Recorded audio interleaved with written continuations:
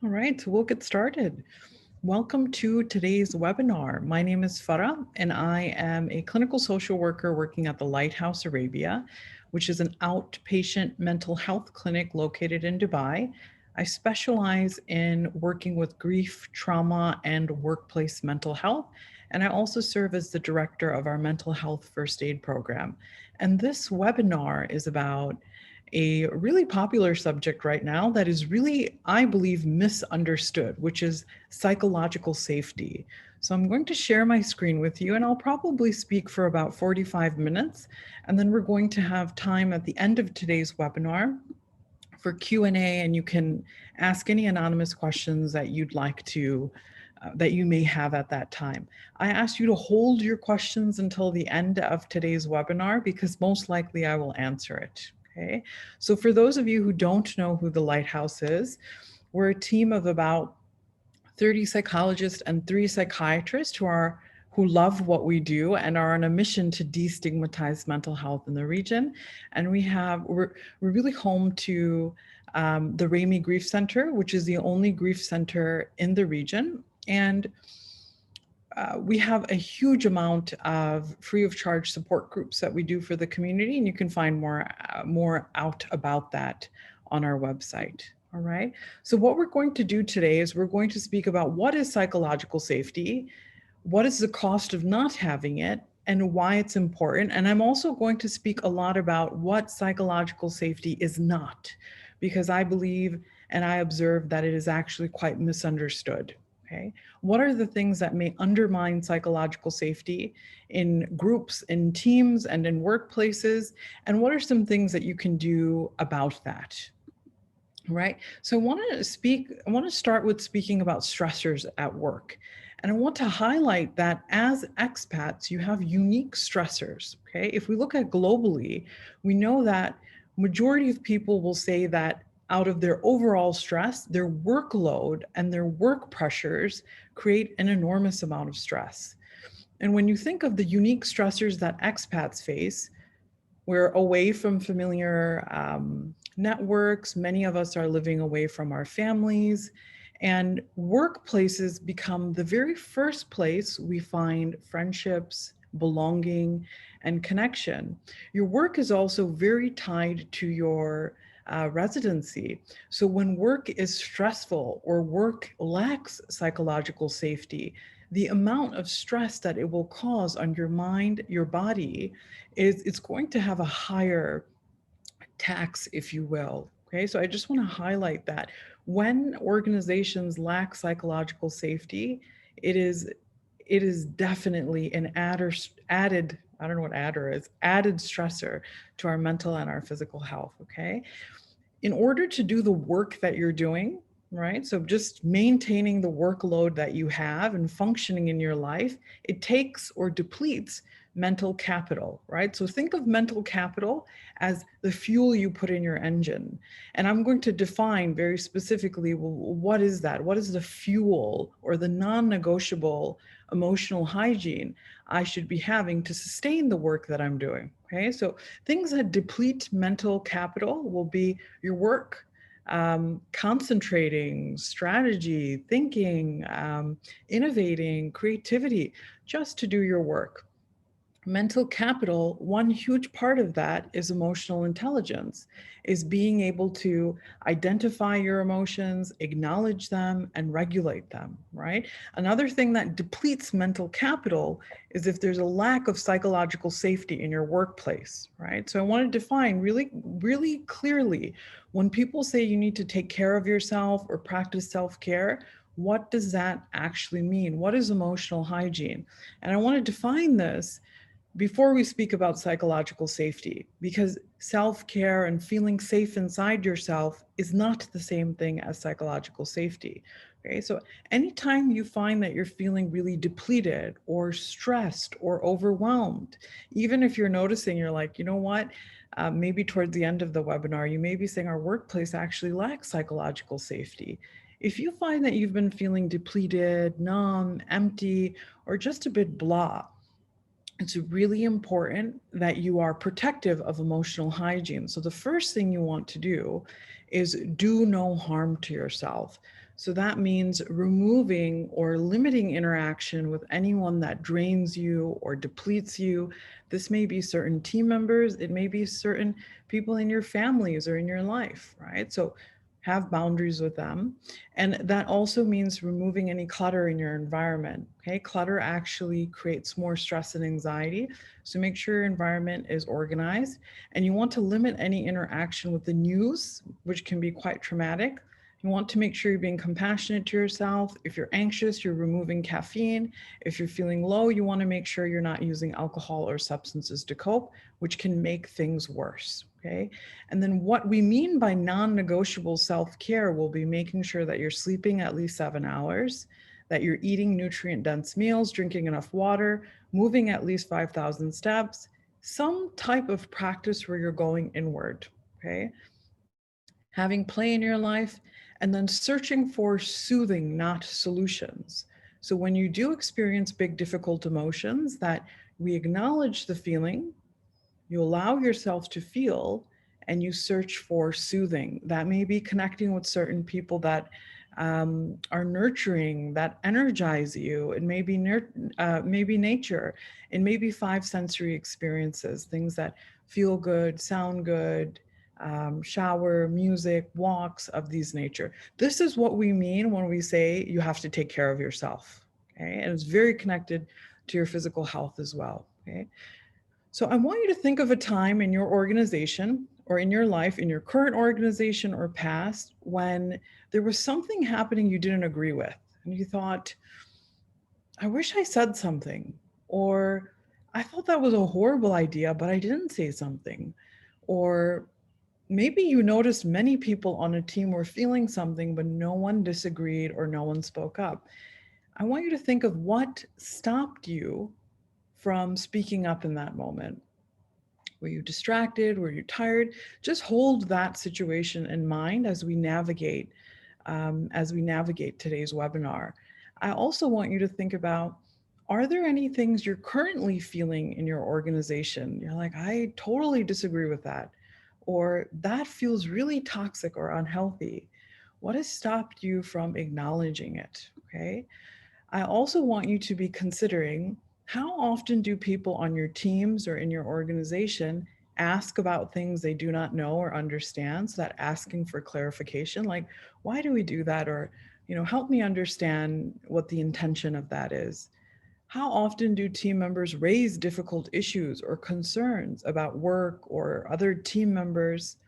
How often do you believe people feel comfortable expressing disagreement or opposing views? How often are team members who are not in the direct team uh, invited to give feedback?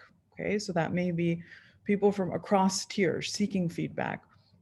How often do you notice that people are asking one another proactively for feedback to give and receive it? Okay, just hold that in mind. So, what is psychological safety? Okay, and you're probably thinking, okay, if you've answered no, no one's asking, no one's talking about issues, we tend to stay silent. It's pointing to a lack of psychological safety. So, psychological safety is a shared belief that your team or your organization is safe to take risks, interpersonal risks in the relationship. And the kind of core definition from Amy Edmondson is a sense of confidence that the team is not going to embarrass you, reject you, humiliate you, retaliate against you, ostracize you if you raise opposing ideas, questions, concerns, or mistakes. That is the definition of psychological safety. Psychological safety is not an individual process, right? So I can trust and feel safe within myself that I can access the value of courage and integrity and say, guys, I think we messed up here, or we shouldn't have done that, or I disagree with that. Psychological safety is a group phenomena. It's knowing that others will not harm you or hurt you when you do speak up or you have made a mistake. Okay, so it's more about the team climate and mutual respect. And I find that people tend to misunderstand psychological safety as an individual phenomena as opposed to a group one. Okay, so this word or this research was really coined by Amy Edmondson, who is a Harvard researcher, and it started alongside Google. And what Google was doing, they called it Project Aristotle. They were searching for how come some of our teams are incredibly high performing and others are just missing the mark? What is it? What is the kind of secret sauce that they have? And they found that it was psychological safety. So teams that felt safe with one another to say, I don't agree with this. I think we should try this. I think we're making a mistake. Or even being able to say, guys, I really messed up. I dropped the ball. I think that didn't make sense. Teams that had the ability to do that with one another were thriving on a completely different league, right? And this is where the research started to build and saying, okay, what is this thing, psychological safety? What are the ingredients of it? And how do we work towards doing that? Okay. The benefits of psychological safety is you're going to see people are going to have more of a growth mindset. You're going to see more innovation, creativity. You will see lower rates of burnout, more cohesion amongst teams, feeling safe, mutual respect, feeling more. I think that safety is so important. Imagine even in friendships where you can say, I'm sorry, I messed up, or even in marriages where you can say, you know, I want to apologize. I messed up there. That builds trust. That builds repair. You know, the same is true with teams. When you can have that safety to say, I know you're not going to retaliate. I know you're not going to shame me or blame me, that there's going to be a lot more confidence in risk taking. And remember, creativity is all risk, right? If you're coming forth and saying, I'm making a client pitch, or I think we should change this policy, or I think that policy needs to be revisited. That all requires vulnerability and risk taking. And if you do not feel safe in your organization, it will directly decrease creativity and innovation. Because I'm actually afraid that if I propose this, you may humiliate me, or I may lose my job if that's like a, you know, that would be really gripping. That level of fear is actually going to hijack your frontal lobe, which is the kind of the executive part of the brain, which allows us to think clearly, think creatively, think strategically. And anytime we're in fight or flight mode, it's going to hijack that part of our mind. Okay. You are going to see more increased team engagement, satisfaction, and productivity when you do have psychological safety. The cost of not having it, so we've already named, it's going to be a higher stress environment. And anytime you think of stress on a continuum, right? If you have chronic stress, like every day there's that dose of, ooh, work feels really stressful, and I'm a little bit concerned about how people may respond to me in this group setting or in the team. That level of chronic stress, even if it's lower level, becomes toxic stress, right? It's almost like our brain is kind of marinating in that. And toxic stress is more harmful to our mental and physical health than one burst of stress, right? Like even like one event that is very stressful. And we're speaking about that in workplaces, but also if there's chronic stress in your home environment, that can become toxic stress for our mind and our body. Okay. When there is low psychological safety, an indicator of that in an organization can be higher rates of burnout. You can also see higher rates of I find that when the research says there's higher rates of absenteeism, I find that to be less relevant nowadays. And for the region, there's higher rates of what we call presenteeism, where people are actually less likely to take days off, but they show up, they're present, but they're actually disengaged, right? And especially when livelihood, residency is attached to your workplace, people are less likely to take days off, right? So they're showing up even though they're unwell. You may notice that there's disengagement. And another danger of a lack of psychological safety is synonymous with groupthink. So groupthink is also a psychological phenomenon. And I believe that a key ingredient is a lack of psychological safety. And groupthink is basically when a group of individuals come together, highly competent individuals, and they make catastrophic decisions. And the most famous example of this was the NASA Challenger mission that took place in 1986. Many of you may have heard of this, where there's a launch date set, and you can imagine when a launch date is set, I mean, you've been planning for it for years. There's millions of dollars involved, the press is involved, the community is involved, government is involved. It's a milestone for the country, for the field of science. So a lot of pressure, you can imagine. And so not we, I don't work for NASA, but they were approaching the launch date. And the group of engineers came together and they said to the management, I don't believe we should launch next week because the temperature is too cold.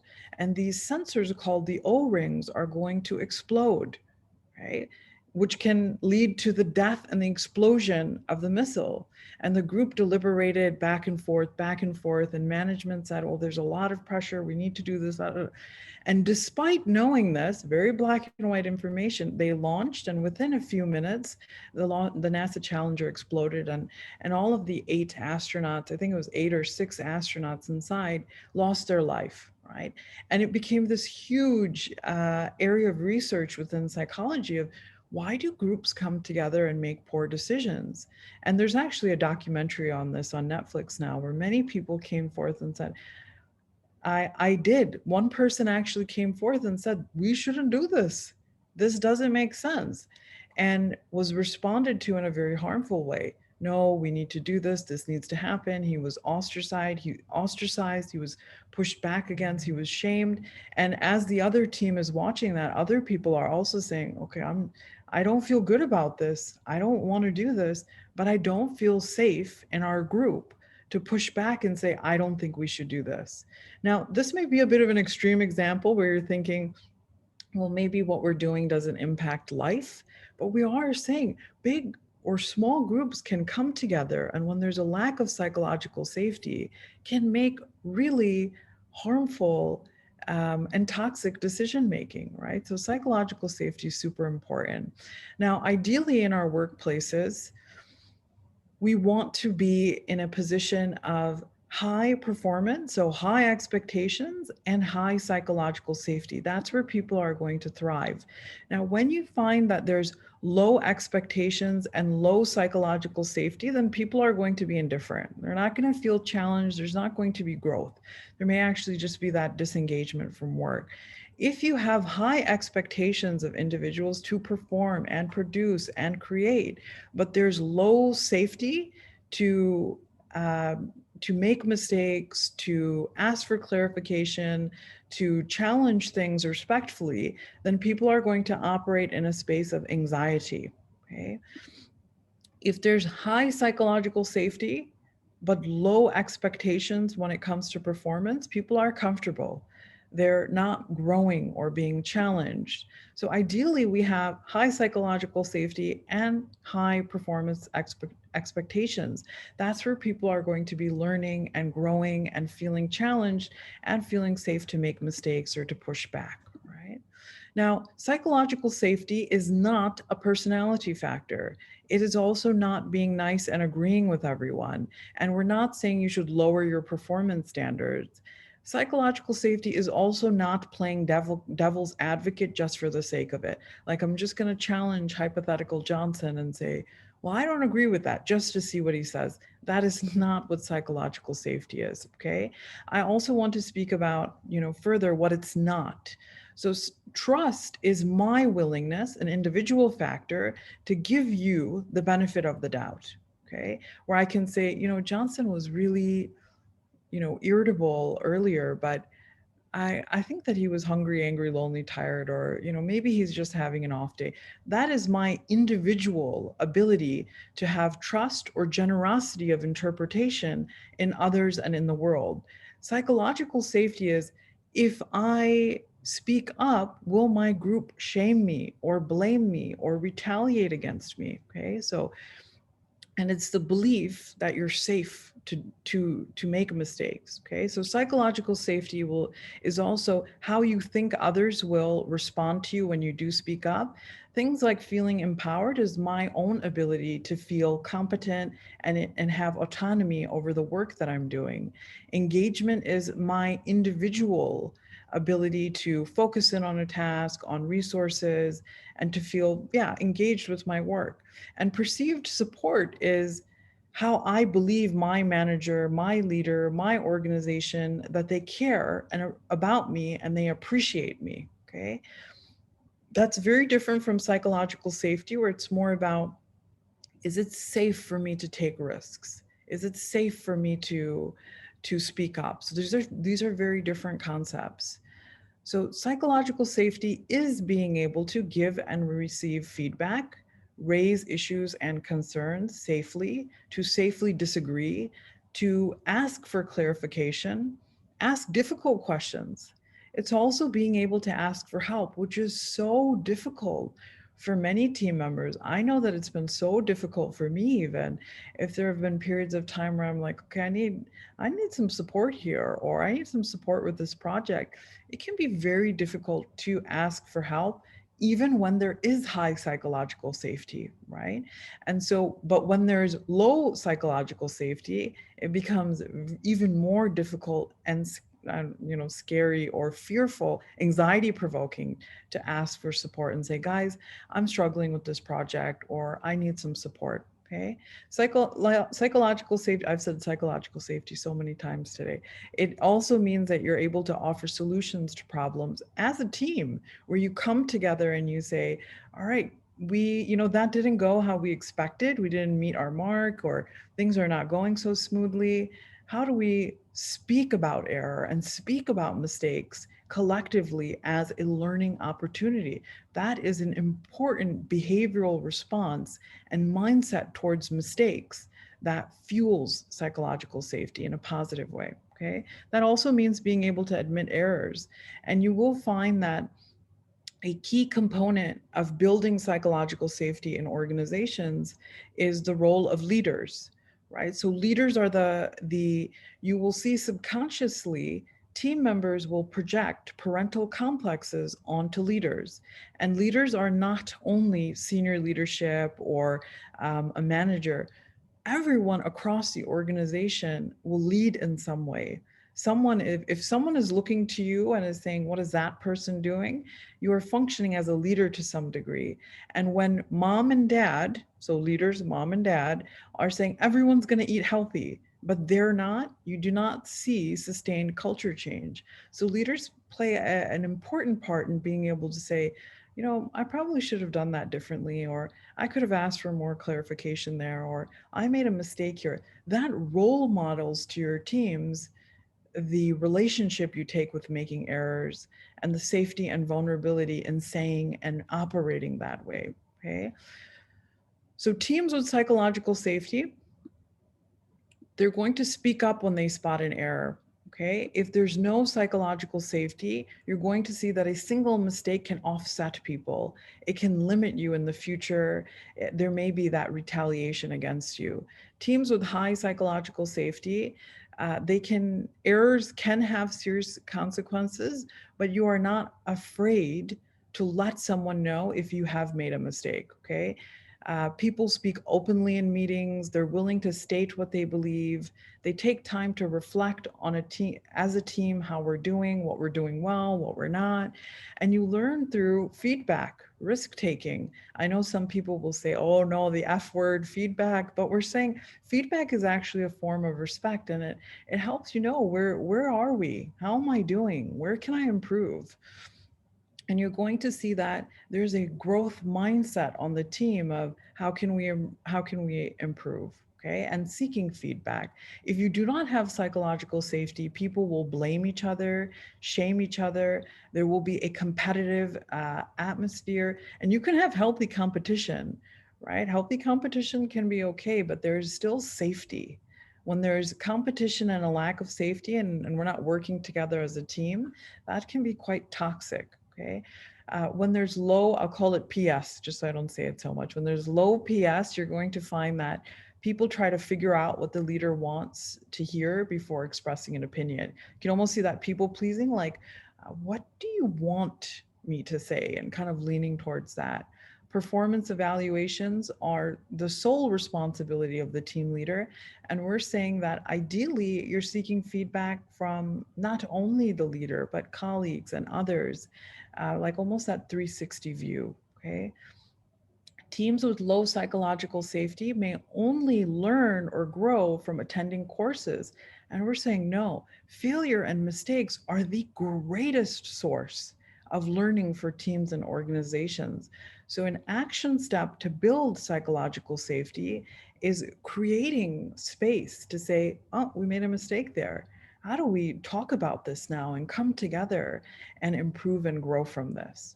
Rather than only learning if we kind of go somewhere and attend a course. Okay. All right.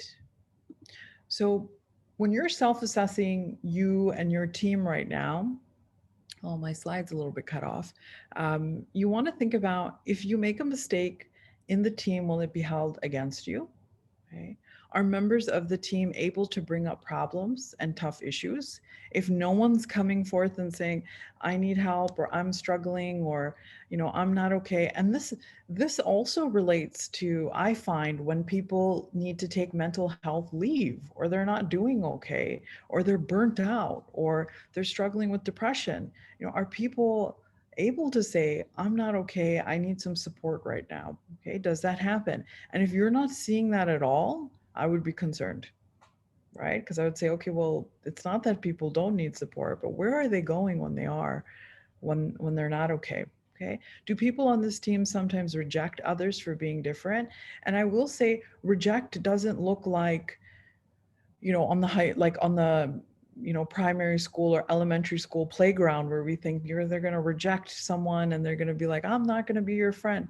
It typically happens in a more subtle way, where people are ostracizing a team member. They're not including them. They're not speaking to them in the same way. They're not being included in certain conversations or projects. That is what rejection can look and feel like for us on teams. Okay. And it's like, oh, that person, they're just not so agreeable. Is it safe to take risks? Is it difficult to ask other team members for help and support? Would anyone on the team deliberately act in a way that undermines efforts? That's another red flag of a lack of psychological safety. Okay. Would working with a member of the team, can we celebrate?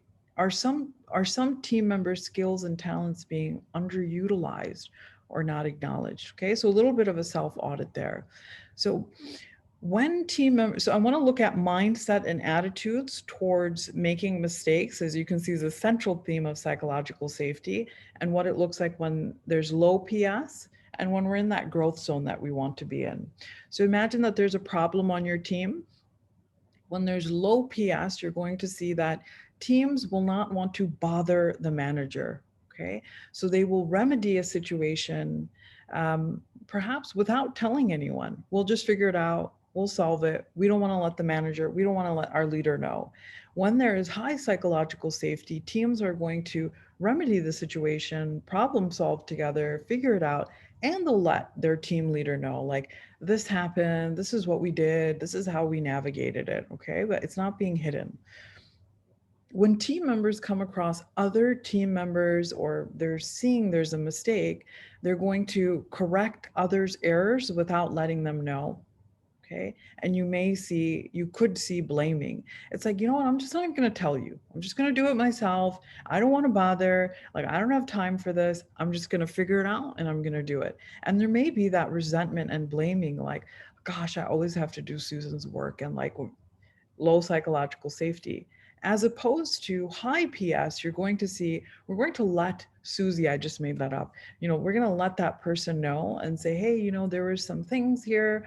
I noticed some errors in the work, and we're going to look at that together without blaming and saying, Susie, you suck and you're not doing a good job. It's saying, let's look at this together. This is not how we do things, and how can I support you? And there's a curiosity and a safety in using that as an area for growth.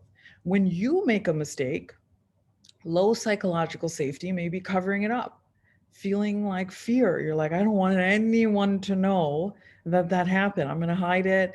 I'm going to, put it in a black box and I don't want anyone to know about it. As opposed to high psychological safety, you can say, guys, I messed up, or I'm falling behind, or I wish I did that differently.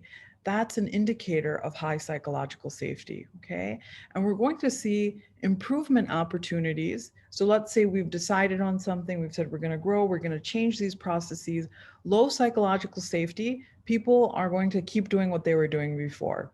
You see a resistance towards change. With high psychological safety, you're going to see people engaging with systems and processes and questioning it with respect. Like, why are we doing this? How can we do this differently? Does this align with our values? And so on. Okay. Now, you'll notice that a golden thread with psychological safety is relationship to mistakes or errors or failure. Not all failure is the same. And it's important that if you notice that a team member or collectively there has been an error or a failure, that becomes a point of investigation where you say, okay, let's go in and let's investigate together what went wrong here. Was it a competency issue? Is it that the team member didn't have the right skills or tools? Okay. She uses the word deviance. I don't like that. I think that's a loaded word. But was the person deliberately violating or harassing or being delinquent in some way? Was it that there was a lack of clarity in the process?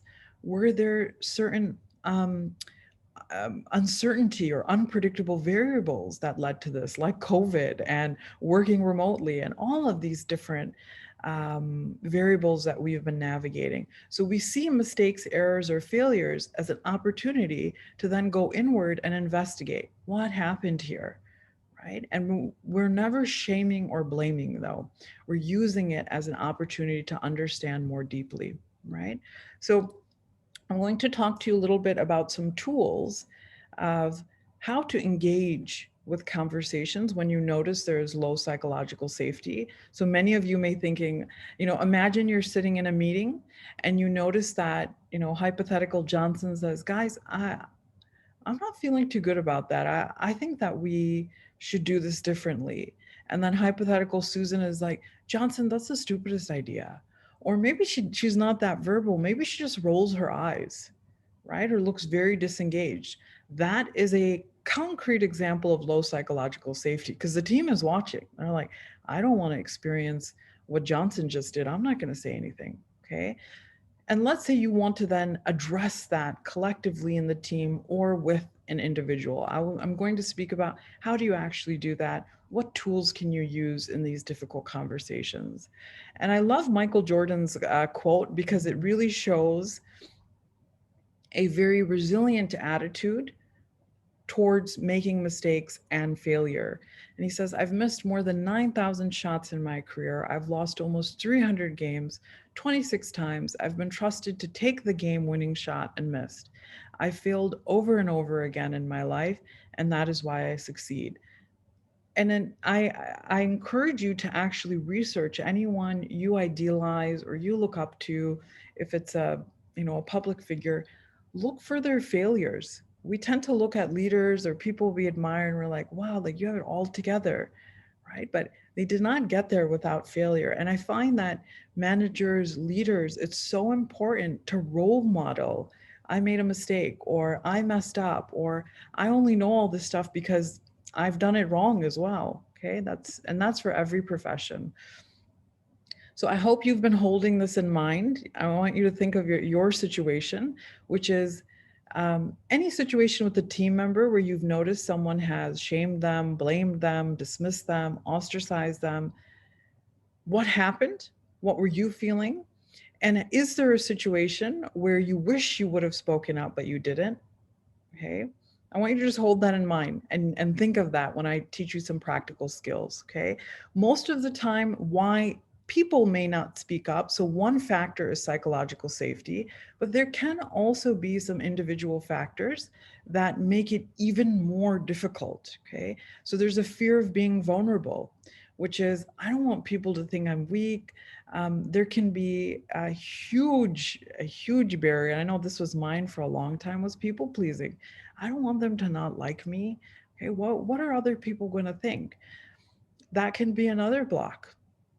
Resignation and conformity, right? We are very social creatures, so we want to belong, we want to conform. And so that can be another barrier, and not wanting to be liked. No, not you, we want to be liked, but the fear of being disliked. There can be an avoidance of difficult emotions. You'll hear people say, "Oh, I just don't do conflict. Like I just don't do it." And I always say, don't call it conflict. Just say addressing difficult emotions or addressing difficult situations, because I haven't met anyone that's like, yeah, it's conflict, like I want to do that.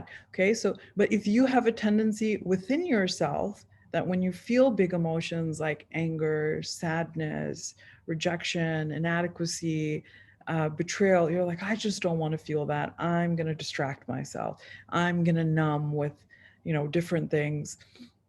That is going to make you less likely to engage or raise difficult issues with others. Okay, because how you respond to yourself will also be mirrored in your relationships. If there's a power differential, that can make it even harder, right? If you're like, I don't want to tell my boss that he or she is a little bit like toxic, right? Like I'm worried or I'm afraid there. That can be another barrier. And then culturally, there can be different relationships with speaking across the hierarchy. If you have come from a conflict-laden home, so if you have observed in your family that either we just don't talk about it, if there's an issue, we're passive aggressive, we'll just make comments here and there. And we call passive aggression, it's like low level warfare. It's like you don't even know, and there's like a little, a bullet thrown here and there. That will also make you less likely to have an inner template of addressing difficult issues. If you come from a home where there is violence or arguing or big emotional reactions, that may also make you less likely or feel less safe within yourself to name difficult issues, because the inner experiences, people get really explosive when I have difficult conversations, right? And these are all things that can also stop us from speaking, raising issues, having difficult conversations in the workplace as well, right? These are other factors, but we're saying when it comes to an organization's responsibility and team's responsibility, we need to make sure we're doing everything where there is psychological safety, and there are individual variables that that we can work on as people to make us more comfortable having difficult conversations. That can be a bit twofold, right? But I love this quote: the cave you fear to enter holds the treasure you seek. And usually many people say, I don't want to talk about this. I don't want to say it. I feel afraid to enter that cave.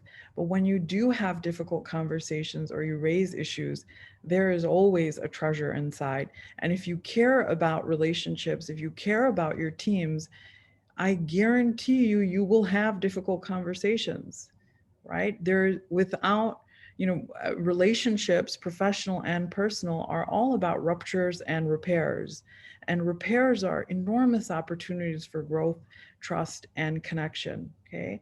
So I've named some of these, but I'm just going to highlight them. Factors that promote psychological safety. So when leaders are walking the walk, and I use the word leaders broadly. Okay. When there is trust amongst team members, when you feel that your role of your job is clear and your responsibilities are clear, what you're supposed to be working on, that will also help you.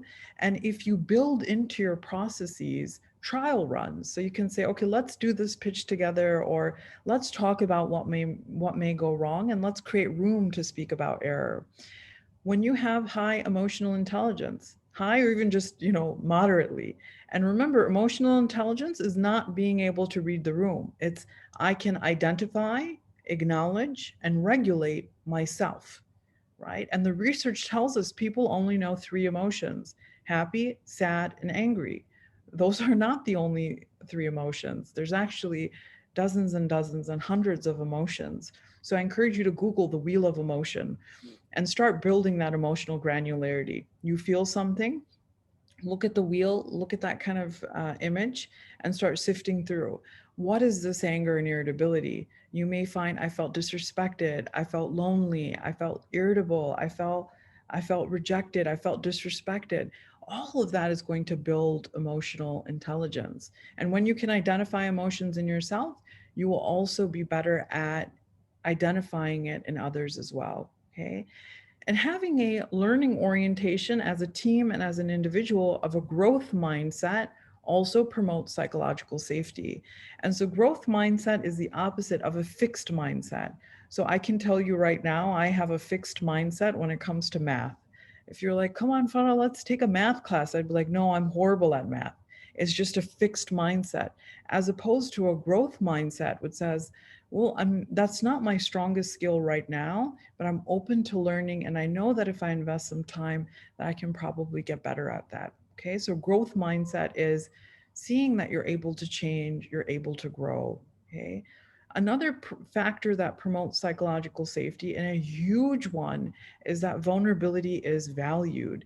And collectively, in organizations, in the world, I find we tend to see vulnerability as a sign of weakness, right? But we know you cannot have you cannot have creativity, innovation, or connection without vulnerability.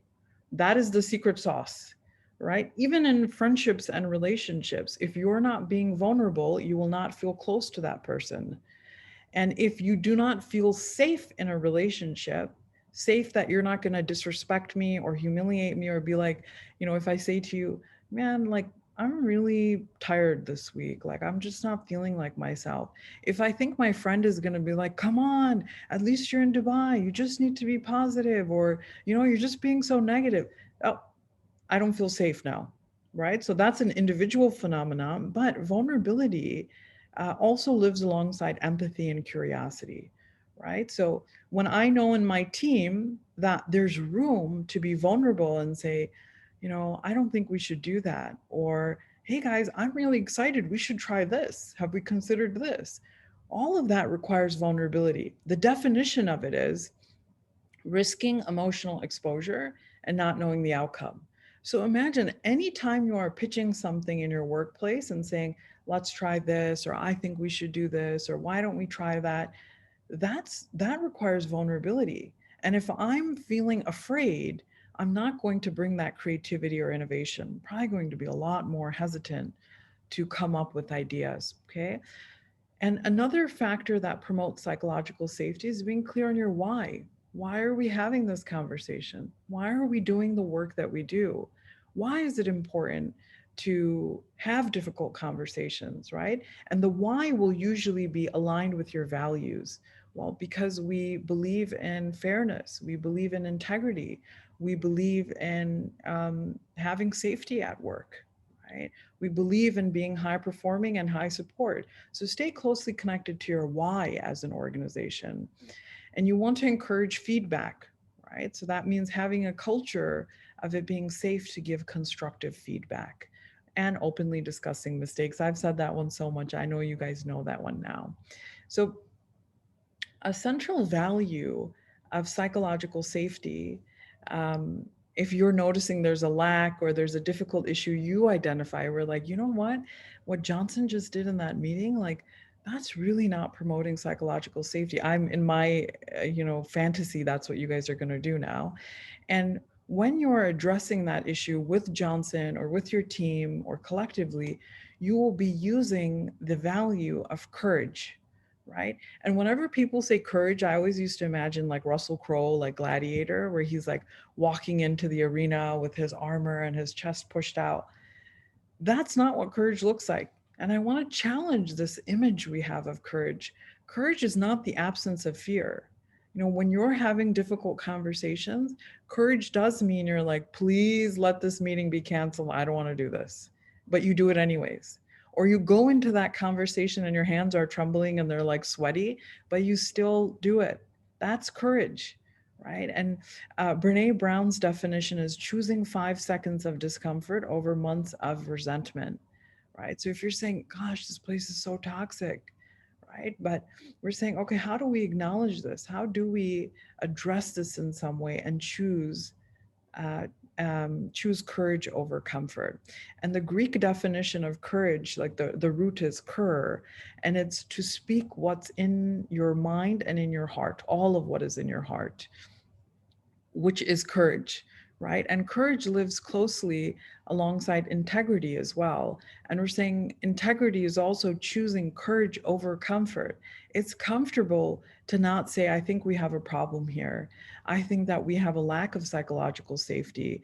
I attended Farah's webinar today. No, I'm just kidding. You may actually say that, but it's choosing courage over comfort, choosing what is right over what is fun, fast, or easy, right? It's easy that when you walk away from a team meeting and someone is ostracizing someone, you're like, gosh, like, I kind of don't want to deal with that. Like, I have a lot of things to do on my to-do list. That is easy. That is comfortable, right? And we're saying integrity is naming and acknowledging something not right is happening here, right? We've mentioned vulnerability. It is the birthplace of connection, creativity, and innovation. And not everyone deserves your vulnerability, okay?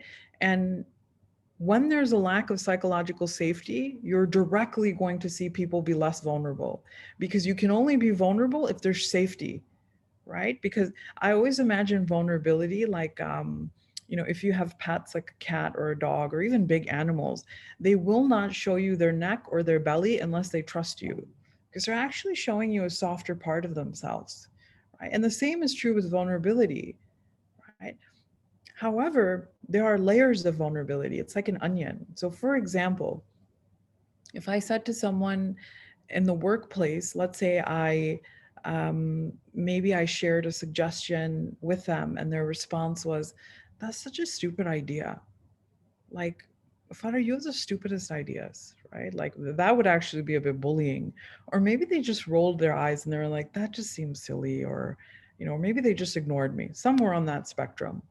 Now, vulnerability may say, hypothetical Susan, Susan, yesterday um, when you told me that idea was really silly, it made me feel hurt. It made me not want to suggest things in the future. That's one layer of vulnerability, right? A deeper layer of vulnerability, which I may not share with, hypothetical Susan, is, Susan, when you dismissed me in yesterday's conversation, it made me feel really anxious and insecure. It reminded me of my relationship with my father. I'm not going to share that level of vulnerability with Susan, right? There has to be a lot more depth and safety to do that. So be conscious of the layers of vulnerability that you have. If you are not vulnerable with yourself, then you're not going to do it with others at all. Okay.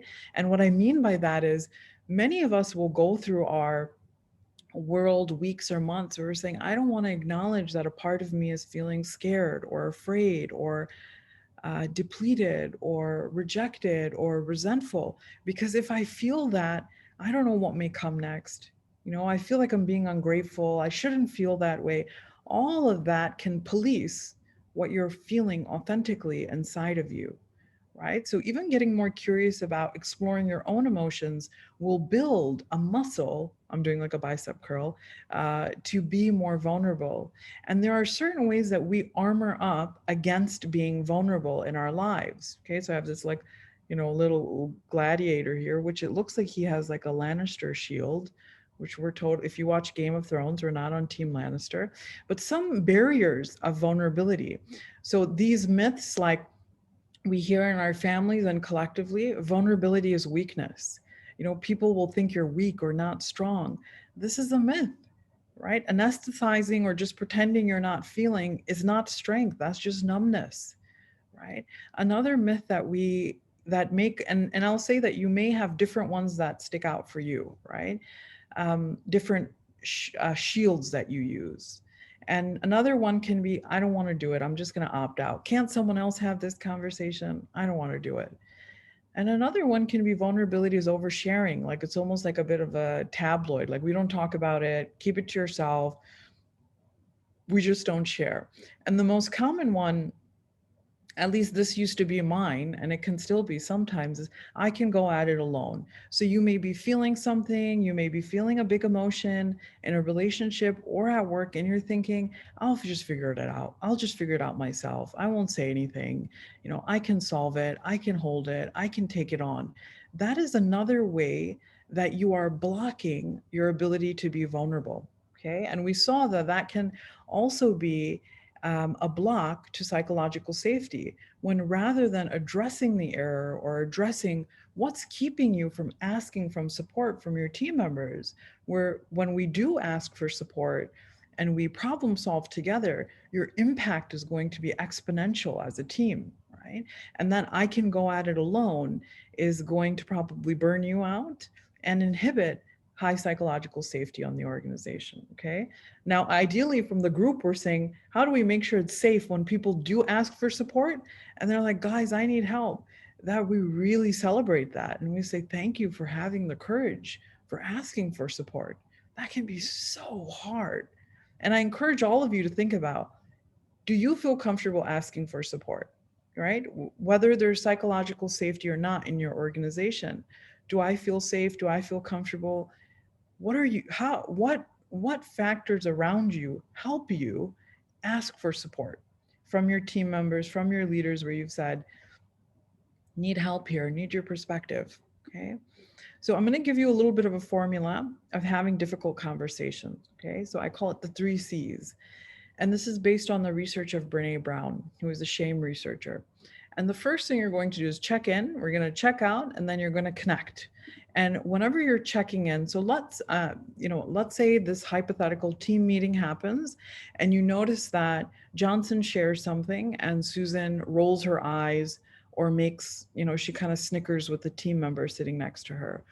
Or maybe she's kind of laughing. It looks like they've sent like a secret chat message on Zoom. And maybe you've noticed Susan has responded this way before, where she can be dismissive. I hope no one's name is Susan on this, webinar. If there's a Susan or you're married to a Susan, I'm sorry. I have nothing against Susan. Okay, but imagine this happens. The first thing you want to do is check in with yourself. What's coming up for me? What am I feeling right now? You may say, I feel irritated. I feel frustrated. I feel concerned that this was the reaction. I'm feeling concerned about Johnson. I'm feeling concerned about how the team may be feeling when they're seeing that behavior or reaction, and what value is being activated. So I may say, well, fairness, kindness, respect are all being activated right now. Okay. What I'm doing right now is emotional intelligence. I'm getting curious. We're looking inward. You may do this for 5 minutes. You may do it for 10 minutes. What do I need? Is there something I need from Susan? I may say, well, I need her not to do that. Or, maybe I need her to apologize to Johnson, or I need to understand. I need to understand what was coming up for her. What do you need? Okay. And then you want to, this was the wheel of emotion, right? So what am I feeling? You may actually use this as a tool and say, well, I feel annoyed, I feel hostile, I feel resentful, I feel disappointed. Okay, we're getting clear on what we're feeling. And then you want to check out. Okay, and this means we want to check out the story you're telling yourself. So for example, I may be saying to myself, well, Susan's just a bad person, right? Like she always does this. And I think she doesn't like me. She doesn't like Johnson. She's just toxic. What is the story I'm telling myself? And then you want to check out the story with an integrity partner. An integrity partner is not a best friend. It's not like the colleague that's your close best friend, because best friends tend to do this. When you say, Susan did this at today's team meeting. If I called my sister, she'd be like, that's Susan. Like, she's just a horrible person. That's not an integrity partner. That's a bit of a cheerleader. Okay. An integrity partner is someone who guards your values the same way you would. So if I called another one of my friends, who is my integrity partner and colleague, I may say, Christine, Susan rolled her eyes in today's team meeting and I'm feeling really irritated. And the story I'm telling myself is she's a horrible person and she's just got to go. or someone needs to maybe, and Christine may say, well, hold on a minute, that sounds really unlike Susan. And, like there's curiosity there. We're checking the story we're telling ourselves, okay? And this is really important because we are storytelling creatures. And as soon as you make up a story, like Susan's just a bad person, your brain chemically rewards you, even if the story is false. Okay. And when you have limited data points and you've made up a story, that is a conspiracy. Okay. So I actually, may call this a conspiracy check. And you'll find that this can happen in relationships, right? So, imagine you're walking down your office if you're back in the office and Johnson walks by and he doesn't wave at you or he doesn't say hello. And you're like, it must be because I haven't responded to his WhatsApp. And immediately you get a dopamine hit. Even if Johnson's like, I just didn't see you, or I was, hungry, tired, or something, right? So it's really important that we check out the story I'm telling myself right now is, okay? And then we plan to connect with the person. And before you connect, I love this is from Brene Brown. She also has a great book called Daring Leaders, or Dare to Lead is her book. And anytime you're going to have a difficult conversation or a conversation around feedback, all of this aligns with psychological safety, right? They're like the tenets and the action steps that before you have difficult conversations, I'm ready to sit next to you rather than across from you.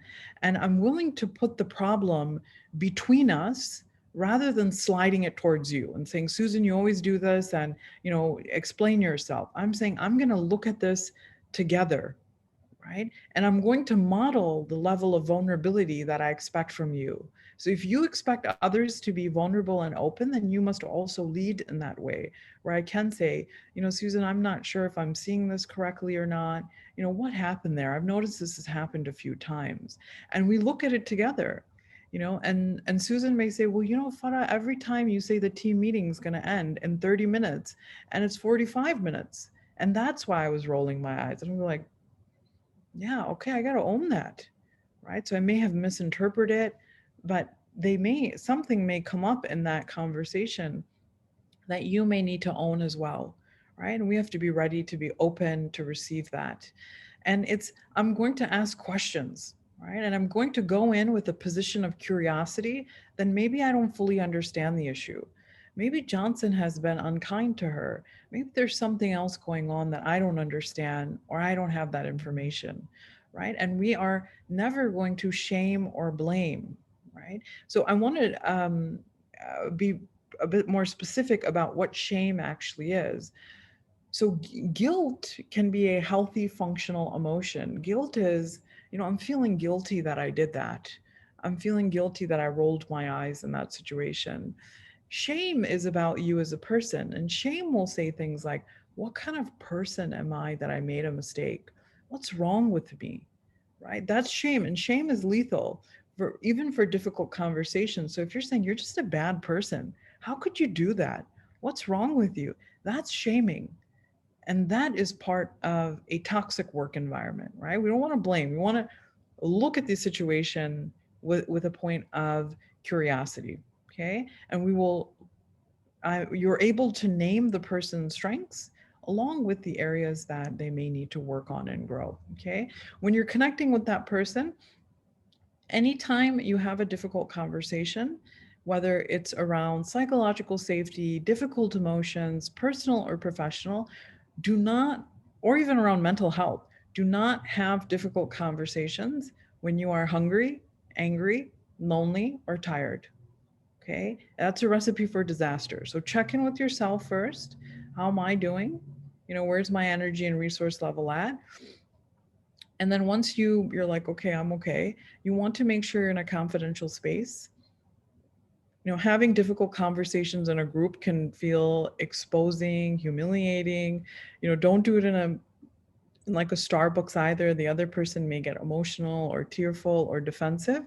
So make sure you're in a confidential space, virtually or in person, and make sure the other person is as well. And you both have at least 30 minutes to kind of sit and speak. Before you've went into the conversation, you've reflected on your data points. What have I noticed that has me concerned about this team member or this leader that is pointing to a lack of psychological safety, right? If you're saying, I'm noticing Susan has done this a lot, and we're concerned about the impact it's having on the team, okay? Reflect on your data points. You want to have those so you can raise it in the conversation. So that you're going to share the what happened, how it made you feel. That's the vulnerable part. That's the part we usually skip.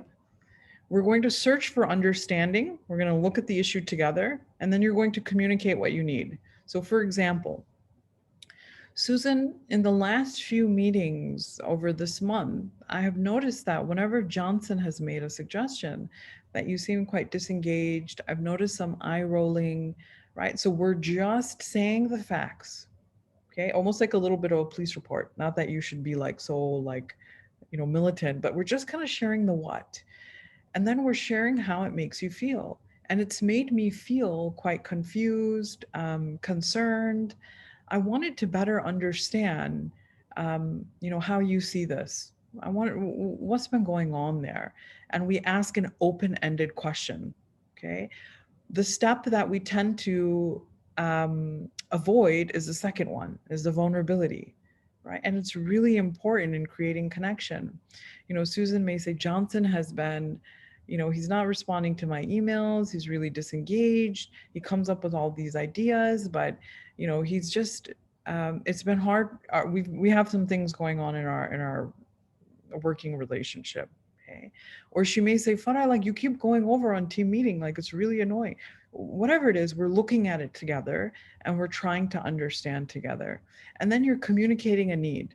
You may say, Susan, I need you to work on being mindful of the eye rolling when a team member speaks. And you can actually share why, that is not respectful of Johnson, but also it impacts the team morale and the team culture. I need you to work on this, right? So you're communicating what you may need. If you don't know what you need, which can happen, you can say, I'm not sure what exactly needs to improve right now or what needs to happen. I need some time to process this and think about this. And maybe we both do. And let's come back together and speak about it again. Okay. So this is your formula. And you can use this not just in the workplace, but even with friendships, with relationships, where you share the what. A really common one I find happens in a lot of my sessions is when your partner or a friend is on their phone all of the time. So I'm just going to contextualize this. Okay. If that were the situation, I may say, Johnson, I've noticed that whenever we go out to dinner or we're at a meeting, you are really distracted by your phone. Okay? And it makes me feel frustrated, lonely, disrespected. Help me understand what's going on here. Right. And you may even say, the story I'm telling myself is that you don't respect my time. Help me understand what's going on. Johnson may say, actually, I've been so overwhelmed. Something is going on at home. I'm waiting to get a message. We're giving the person the benefit of the doubt, and we're trying to understand. What I need from you, Johnson, is that when we do go out, is that you work on not being on your phone. So we're communicating the need as well, all right? And a central tool to connecting will be using open-ended questions, right?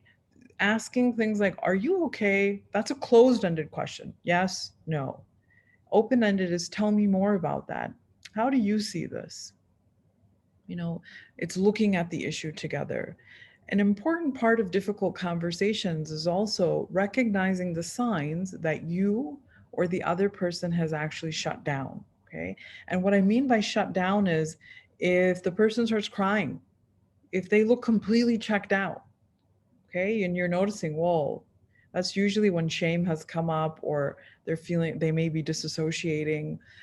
They may get really angry or defensive, like, what do you mean? I didn't do that. And there may be like a big reaction. They may react that way, or you may react that way. And you're like, wow, like I just got so defensive, or I'm feeling shut down or frozen, or, like if that has happened with a team member or with a loved one within you or the other, you cannot continue the conversation. And you actually want to name, you can say, I've shut down right now and we need to come back to this conversation. Or you may say, I can see that you're really overwhelmed right now and you're angry or frustrated. Let's come back to this conversation at a later time. So important. Okay. And circle back as much as needed. If there's something you're like, I didn't raise a point, or there's something that I left out, or they shut down, we come back and we circle back as much as needed. And that may sound so simplistic, but I find that a huge barrier for people is, well, like, isn't it too late to bring it up now? Like, that conversation already happened, or that situation happened a month ago. No, it's never too late. And you can frame it by saying, Susan, I know this happened about a month ago. But I'm only just processing it, and I was reflecting on it, and I wanted to speak to you about something. Okay, so you can circle back as much as needed. It's really important and very healthy. All right, so I'm going to stop sharing now. I went over a little bit on time, but I'm just going to stay for 5 more minutes and take any questions you may have.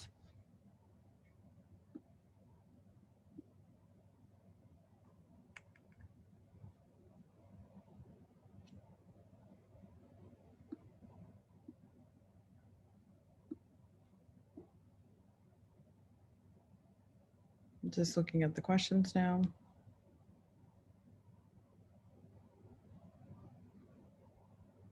So we have a question: at workplaces, people are generally cautious about sharing any personal issues affecting them, as they may feel vulnerable or they may fear being judged or being targeted. Therefore, how can we create a safe space in the work environment so that people can trust enough to open up, to get the necessary support, and to help resolve their concerns or issues? So, really good question. So, one is, I would be curious, why do they feel they will be judged or targeted? What data points do they have? Okay, and I would own that as an organization. Where have we possibly mismanaged a situation where there is fear of judgment or being targeted? There is stigma around mental health, around being vulnerable, right? But we're saying collectively, how do we own that? Where have we responded with a lack of empathy that can be fueling that? So if there are instances where an organization is responding to struggle, and this can be mental health struggle, which is so high and so prevalent, if we have responded in a discriminatory way, a judgmental way, or an indifferent way, that's going to promote a lack of psychological safety and a lack of being vulnerable. So when I say a discriminatory mindset, what I mean is, let's say someone says, I'm struggling with depression, and I think I need some flexible timing, or I may need time off. So they're asking for accommodation in some way. A discriminatory response is, I actually create more conditions that make your working environment worse. It's the equivalent of someone saying, I've sprained my ankle and I may need a ramp. I need a ramp coming into the building. And we're like, we're not going to give you a ramp, and we're actually going to put more steps there.